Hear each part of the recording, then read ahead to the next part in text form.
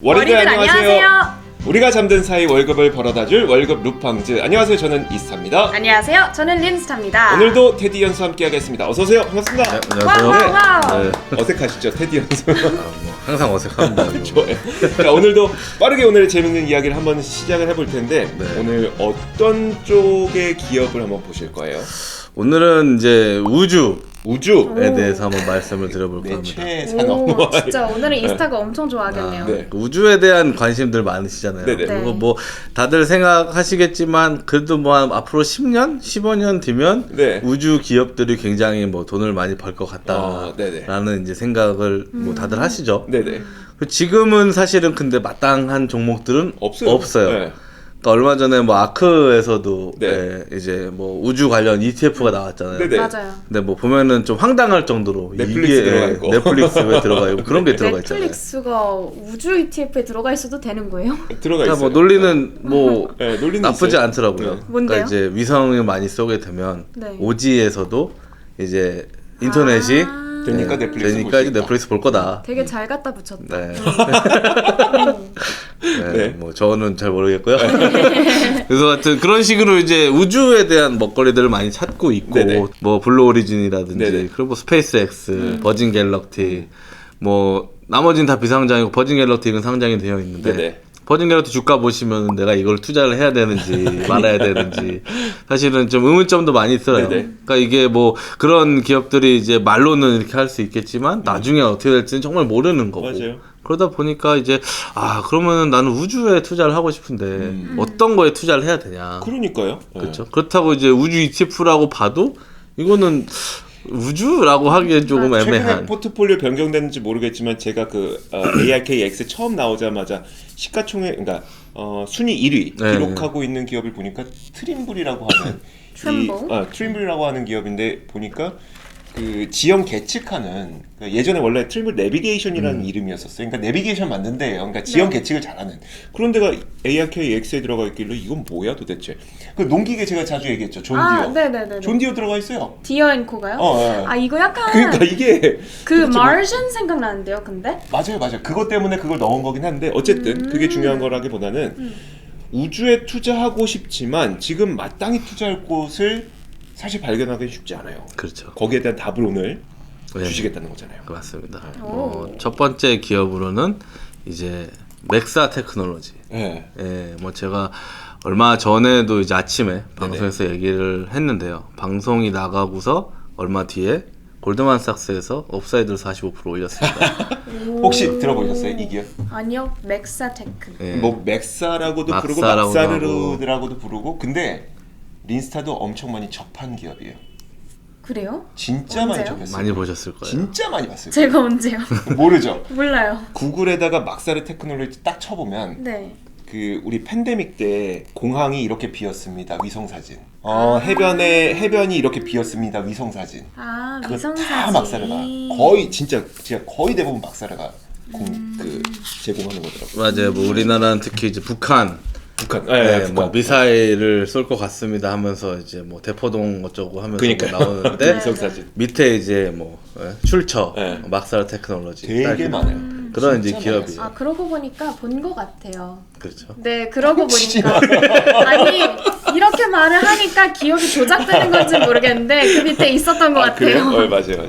예, 그래서 제가 그때 말씀드렸을 때도 네네. 이제 앵커님께서도 이제 많이 본 기업이다. 맞아요. 대체 네. 뭐 하는 기업이냐라고 이제 막 예, 생각을 하셨던 것 같은데 이 막사 테크놀로지는 이제 결국은 이제 우주에다가 네. 위성을 쏴가지고 네네. 그 위성에서 뭐 사진을 이제 찍겠죠. 그거를 이제 주 메인 사업으로 하는 업체다라고 그럼 보시면 위성을 될것 같습니다. 만드는 기업이에요 그러면? 만들기도 하고요. 그러니까 직접 위성을 제조하기도 하고 네네. 그리고 그 자기네들이 가지고 있는 위성이 4개가 있어요. 네네. 그 4개를 계속 이제 우주에서 돌려가면서 계속 사진을 찍는 거죠.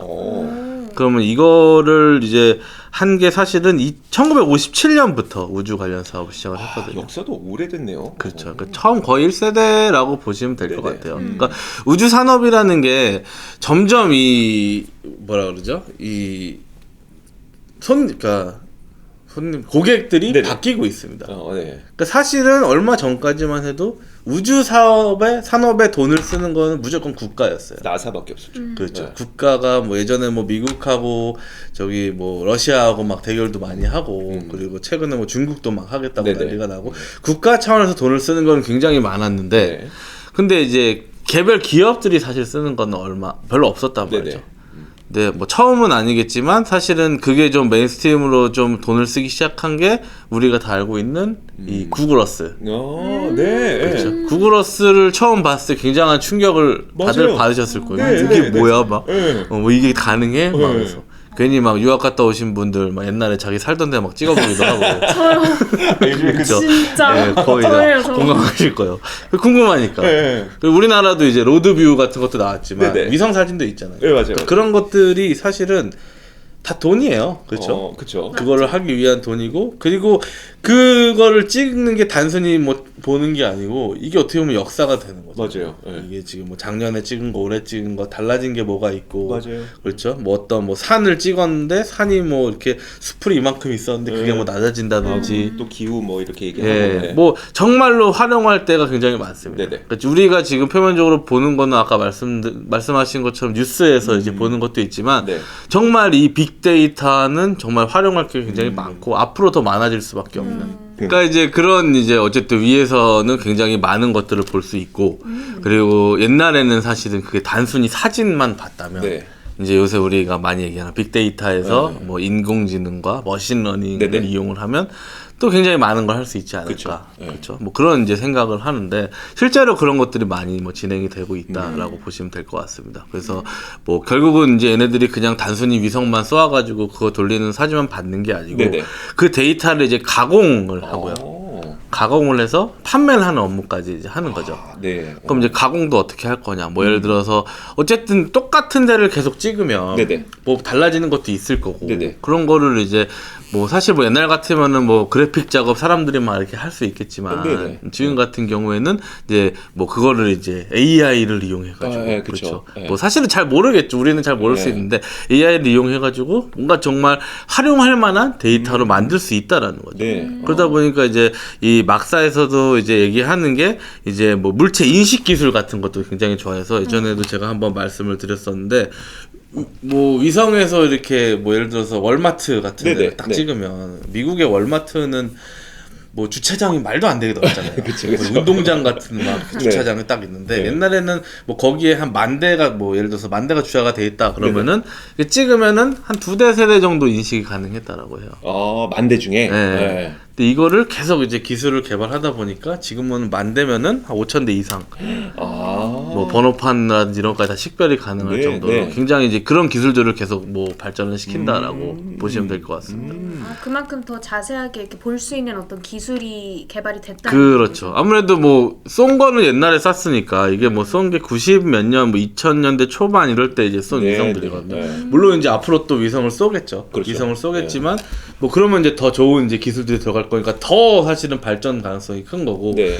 그러니까 결국은 지금은 이제 얘네들은 우주에서 사업을 하고 있는 거죠. 네네. 그러니까 그렇죠. 이제 우주 관련 기업이고 앞으로는 더 이런 것들이 활용이 될 수밖에 없겠죠. 네네. 얘네들이 갖고 있는 데이터들이 많기 때문에. 그러니까요. 그리고 얘네들 같은 경우에는 사실은 뭐 다 그렇지만 이제 우주 기술이라는 게 굉장히 좀 어렵고 복잡할 근데 수밖에 우리가 이해할 없습니다. 수 있는 범위는 아닌 것 같아요. 그렇죠. 네. 그러다 보니까 이제 뭐 당연히 다른 기업들과 마찬가지 적극적 인수합병을 통해서 네. 좀 이렇게 회사를 조금 뭐 불려 나가고 있다라고 보시면 되는데 얘네들이 뭐 처음에는 이제 뭐 그 필코포드라는 회사가 있어요. 네네. 나사의 미션 컨트롤 센터나 네. 우주선 제작하는 회사. 네네. 거기도 인수를 했었고 그리고 이제 디지털 글로브라는 게 그러니까 지금은 맥스 테크놀로지라고 하지만 아마 한 10몇 년 전에 그런 자료 한번 보면 디지털 글로브라고 나올 거예요. 네. 네, 그 기업을 인수를 했거든요. 그래서 이제 그것도 인수를 하고 그애들이 뭐 위성을 영상을 제작하고 가공하고 뭐 이런 네네. 업무를 하는 애들이라서 어허. 그런 것들을 쭉 해서 2017년부터 이름이 맥사로 바뀌었거든요. 그랬구나.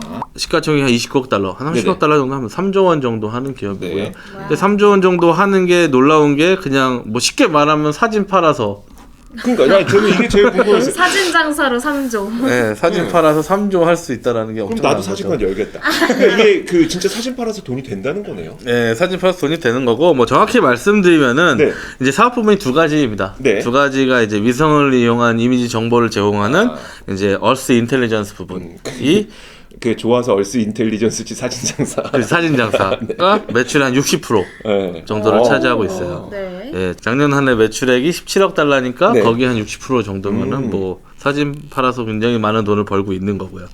그러니까 여기가 이제 보니까 이제 총 4개가 쏘아 올린 게 이제 다 나와 있어요. 회사 홈페이지에 가면은 네네. 뭐 월드뷰 1호, 2호, 3호랑 뭐 GOI 1호 이렇게 해가지고 보니까 처음 이제 가장 지금 오래된 게 2007년에 쏜 거고 네. 제일 마지막에 쏜 게 2014년도에 어. 쏜 거죠. 그리고 얘네들이 4개 위성을 20년 동안 125 페타바이트의 데이터를 추적했다라고 합니다. 무슨 말인지. 페타바이트. 네, 페타라는 게 또 조사를 해봤더니 네. 10의 15제곱이랍니다. 10에 15승. 네, 1000조. 뭐감 안 해요. 네, 엄청 안 오죠. 어쨌든 많다.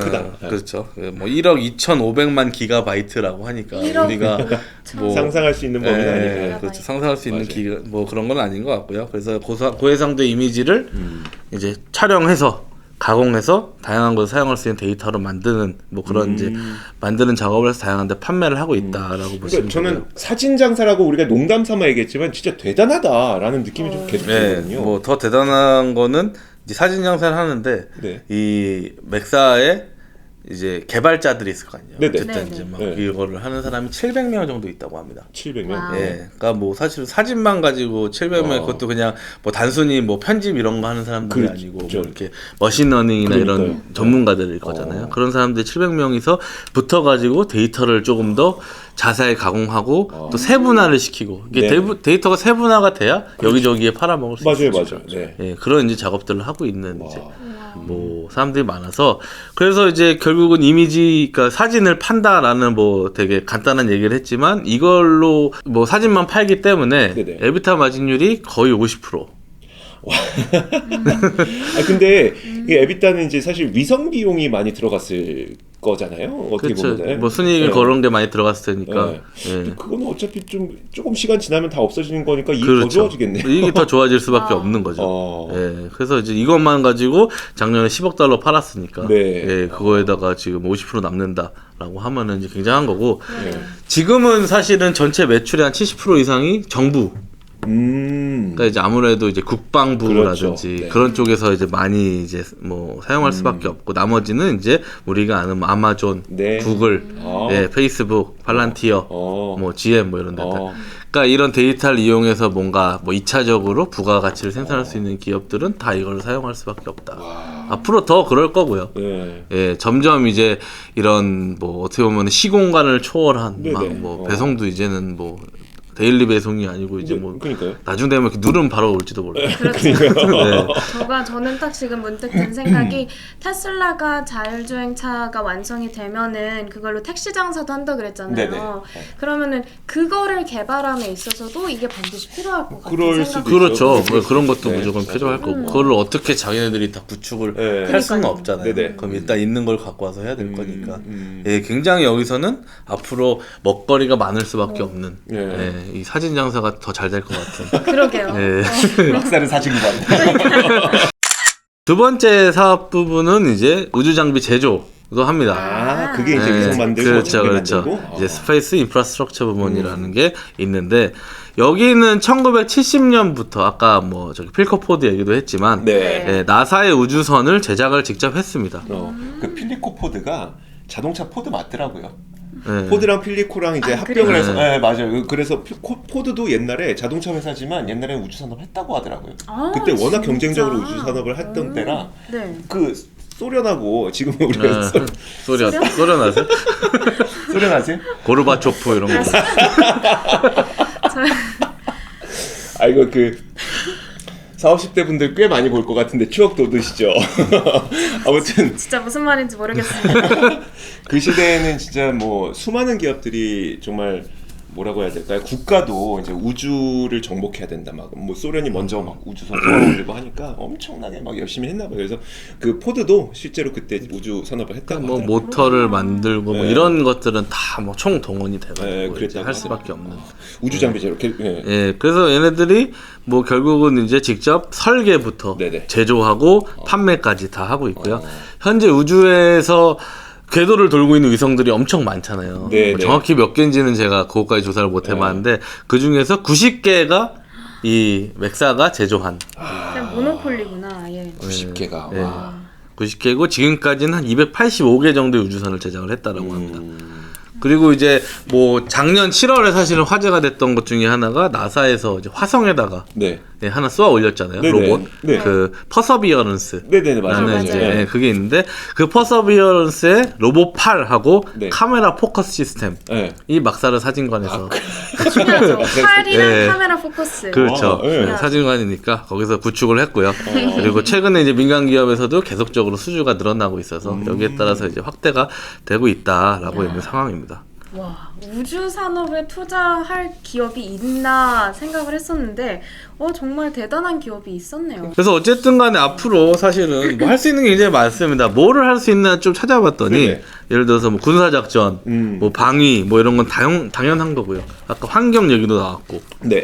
그리고 자연 재해 관리. 아 중요하죠. 예. 뭐 요새 뭐 태풍도 많고 뭐 저기 허리케인도 많이 오고 네네. 뭐 폭우 폭염 뭐 난리잖아요. 네. 그런 거에 따라서 환경이 어떻게 변화하는지도 다 이제 볼 수가 있고 농작물도 아, 네. 당연히 될 거고 네. 그리고 석유 가스 탐사하는 것들 아. 그렇죠. 그리고 인프라 네. 건설 어. 뭐 앞으로 다 좋아 보이는 아, 것들밖에 없네요. 그러니까요. 그렇죠. 위성 통신 네. 뭐 5G라든지 뭐 6G 뭐 7 뭐 가면 또 될 거고 그렇죠. 그리고 이제 자율주행 아까 네. 말씀하신 끝없이 나오네요. 예, 가공되는 데이터들을 필요로 하는 것이 엄청나게 많습니다. 그러니까요.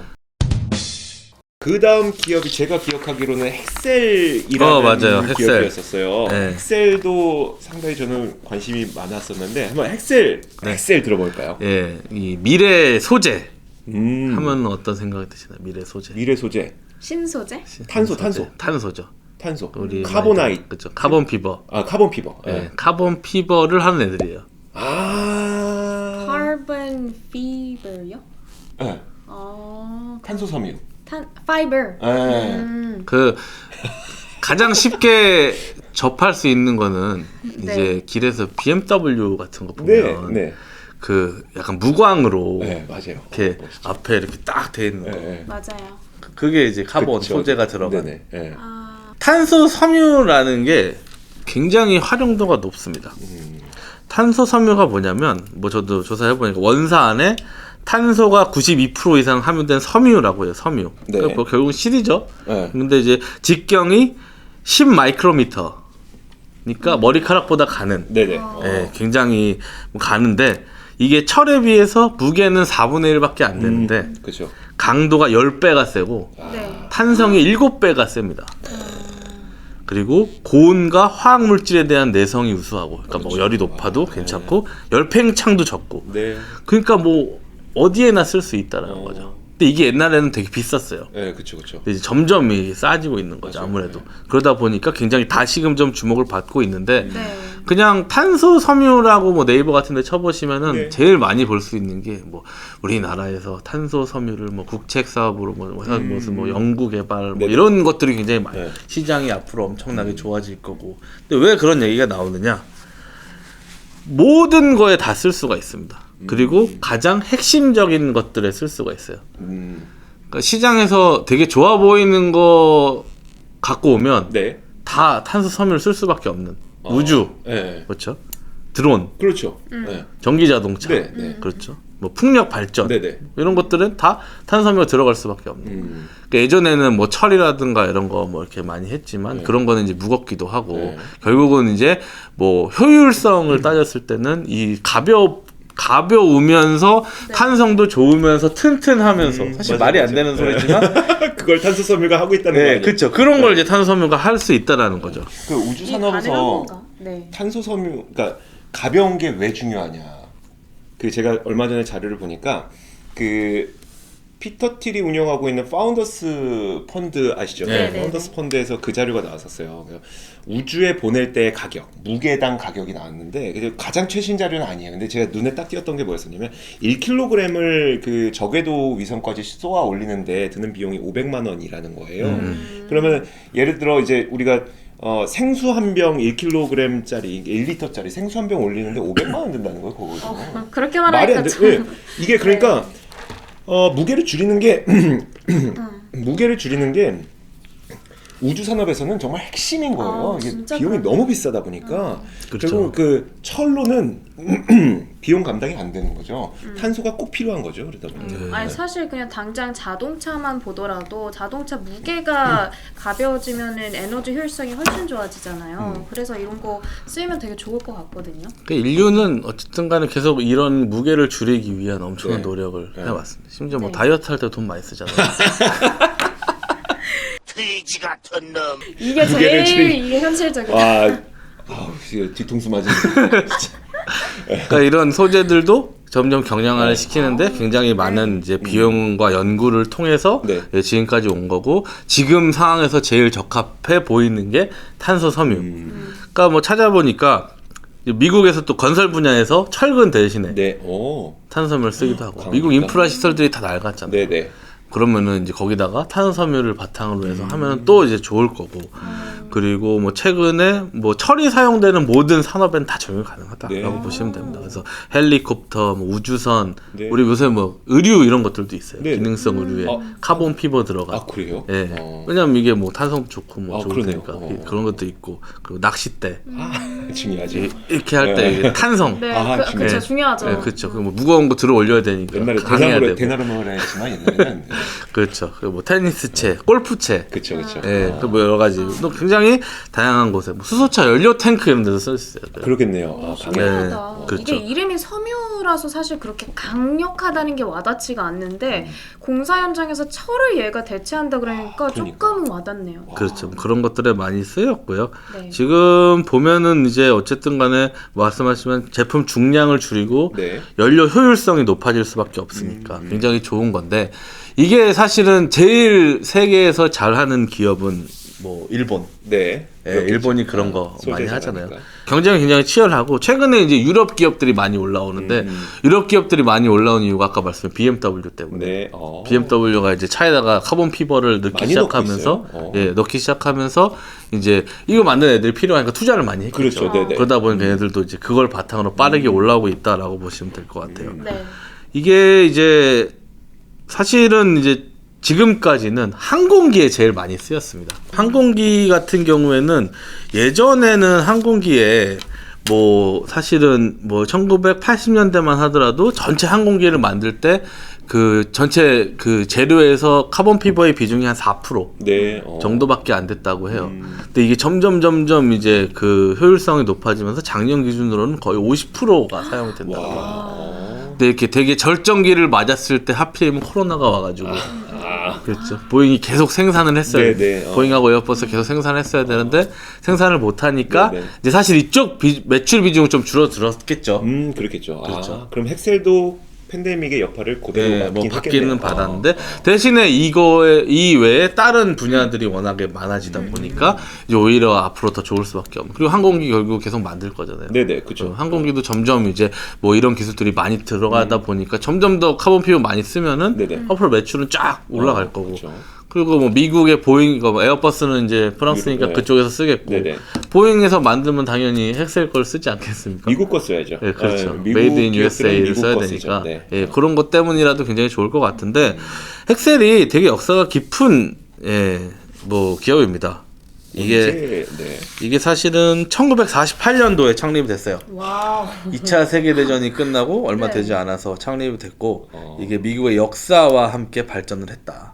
근데 그때는 사실 다른 걸로 시작하지 그렇죠. 않았어요. 처음에는 이제 그렇죠. 금속하고 금속을 음. 붙여야 되잖아요. 네네. 접착제를 통해서 붙여야 되는데 예. 그걸 처음 만든 데가 헬셀이고 접착제. 네. 금속 무거운 것들을 붙이려면 접성이 엄청 좋을 수밖에 그러니까요. 네. 거기서부터 시작을 한 것 같고 아폴로 11호가 달에 착륙을 했을 때 네네. 네네네. 딱 역사적인 첫 발을 딱 디뎠을 때 그 발바닥에 있는 물질을 만든 게 헥셀이에요. 발바닥이요?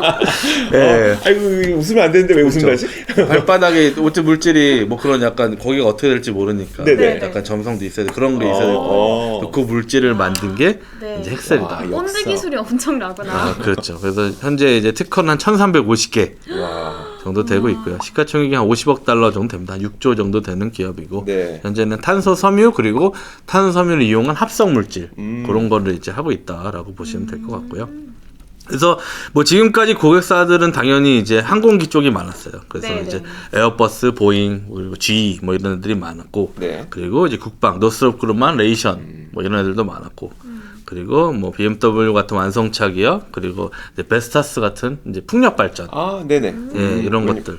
그것도 날개도 뭐 가벼워야 그렇죠. 되니까 뭐 이러겠네요. 아. 그래서 제품 생산할 때 주로 뭐 항공기 날개, 엔진 구성품, 헬리콥터 날개 이런 것도 네. 생산을 하고 있고요. 예, 이거와 관련된 것들을 굉장히 많이 하고 있다라고 보시면 될 것 같습니다. 앞으로 이 탄소 섬유 굉장히 뭐 많이 쓰일 수밖에 없는데 이게 뭐 사실은 탄소 섬유라는 걸 아무나 만들 수 있는 건 아니기 때문에 아니죠. 예, 헥셀이 앞으로도 예, 뭐 여기서는 굉장히 좀 좋은 시장 점유율을 차지하지 않을까. 그리고 뭐 결국은 이제 뭐 서두에 말씀드린 뭐 스페이스X라든지 네. 뭐 블루 오리진이라든지 이런 애들이 뭐 우주선 만들고 뭐 앞으로 우주선을 만들고 위성을 만들고 하는 기업들이 점점 많아질 건데 네네. 그런 애들이 카본 피버 안 쓸 수 없겠죠. 그렇죠. 그쵸. 네. 그러면 아무래도 뭐 헥셀의 카본 피버를 많이 쓸 수밖에 없고 그리고 뭐 많은 양이 또 필요할 거잖아요. 그렇죠. 그러면 또 이런 큰 기업들이 뭐 될 수밖에 없으니까 뭐 우주 산업 하면은 이제 헥셀 보면은 굉장히 좋을 것 같다. 뭐 개인적으로 그렇게 생각을 하고 있습니다. 그러니까 그 정말 무게를 줄이는 게 가장 관건이잖아요. 그래서 그 마션 때 네. 마지막 장면에 맷 데이먼이 그 우주선 하나 그리고 연료가 조금 남았어. 네. 이걸 띄워서 그 도킹을 해야 돼. 구조선과. 맞아. 그때 기억나세요? 뭐 온갖 구조물 다 떼어내고 심지어 앞에 있는 유리막까지 떼어냈어. 그럼 나 바람 맞아서 나 죽으라는 거예요. 이랬더니 거길 뭐 천으로 덮으라고. 그러니까 그만큼 그만큼 경량화가 가장 중요하기 때문에 우주 산업뿐만 아니라 네. 뭐 이거는 우주 산업이라고 볼 수가 없을 것 같아요. 진짜 우리는 자전거도 굉장히 요즘에 카본 파이버를 많이 타니까. 맞아요, 맞아요. 그 자전거 타세요 혹시? 네, 잘 타요. 자전거 많이 타세요? 그 자전거 무거운 게 저는 이렇게 그 속도에 영향을 주는지 몰랐었거든요. 근데 맞아요. 얼마 전에 9kg짜리 자전거를 하나 사서 네. 타보니까 그쵸, 날아가겠구나. 날아가죠. 자전거에도 네. 이제 카본 피버 네. 소재 많이 쓰이는데 파이버 소재 많이 물론 쓰이는데 저는 비싼 카본 파이버는 아닌데 네. 어쨌든 이게 비싸면 비쌀수록 비싸잖아요. 그러니까 그- 비싼데 그런 거는 이렇게 한 손가락으로도 이렇게 들어가요. 네 맞아요. 자전거를 이렇게 한 네. 손가락으로 한 들을 수 있어요. 손가락으로요? 네, 들수 그만큼 있어요. 가벼우면. 진짜. 근데 튼튼하고. 네. 근데 어쨌든 바퀴는 고무가 들어가야 되잖아요. 네, 그렇죠. 근데도 그러니까 프레임이 진짜 얼마나 신기하다. 가볍다는 얘기야. 그렇죠. 사실 그 자전거 왜 자전거 얘기?